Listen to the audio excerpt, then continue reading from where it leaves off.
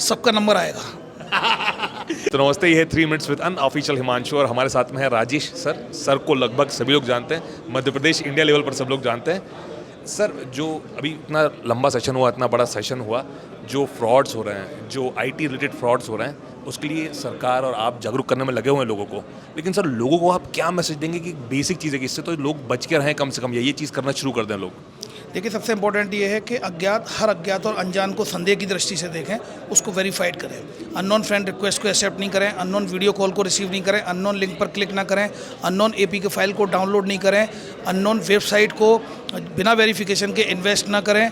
और instant loan app को, जब भी किसी भी ऐप को आप डाउनलोड करते हैं तो एटलीस्ट उनकी टर्म्स एंड कंडीशन को अच्छे से पढ़ लें। आइडेंटिफाइड और नॉन सोर्स से किसी भी ऐप को डाउनलोड करें।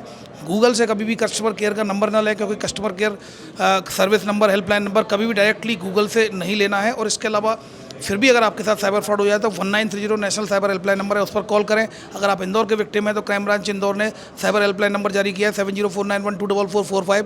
और अगर उसके बाद भी अगर जैसे इन नंबरों पर फ़ोन नहीं लग रहे हैं तो national cyber crime reporting portal है www.cybercrime.gov.in। इन नंबरों पर आप कॉल करके, इन पोर्टल पर आप कंप्लेंट करके अपने आप को सुरक्षित बना सकते हैं। जागरूकता ही आपका बचाव है। अगर आप जागरूक रहेंगे तो सुरक्षित रहेंगे। एक सर लास्ट सवाल, मेरे पिताजी ने एक नई मेथड निकाली है। उनका जो बैंकिंग होता है ना, जिस मोबाइल नंबर से, उन्होंने उसको फ़ोन को लगा रख दिया। उन्होंने ना उस पर किसी का कॉल उठाते हैं, ना कुछ करते हैं, ना कुछ करते हैं। तो क्या ये करने से सुरक्षा बढ़ गई है क्या? देखिए, आप अगर फ्रॉड का नेचर देखें, कई बार तो हम खुद ही पैसे देते हैं, चाहे वो डिजिटल अरेस्ट हो, चाहे वो सेक्सटोर्शन और ब्लैकमेल होके दें, चाहे फिर परिचित बनकर कॉल करता है। तो मात्र ये दी आर द प्रैक्टिसेज, ये भी एक प्रैक्टिस है, ये भी कभी कहीं ना कहीं कारगर हो सकती है। तो एटलीस्ट आपका पैसा नहीं निकलेगा, ओटीपी रिलेटेड फ्रॉड नहीं होगा। लेकिन कहीं ना कहीं जब आप खुद ही पैसा दे देते हैं तो आपको जागरूक होना होगा।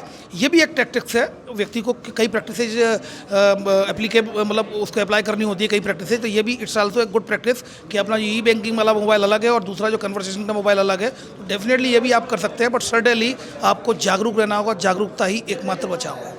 सर, कुछ ऐसा मतलब एक बोलना चाहेंगे मैसेज उन अपराधियों को, अगर उनके पास ये वीडियो पहुंचे कि भैया तुम्हारे लिए बहुत कड़ी सजा मिलेगी तुमको अगर तुम ये सब करोगे तो? सबका नंबर आएगा। Thank you so much sir, thank you so much.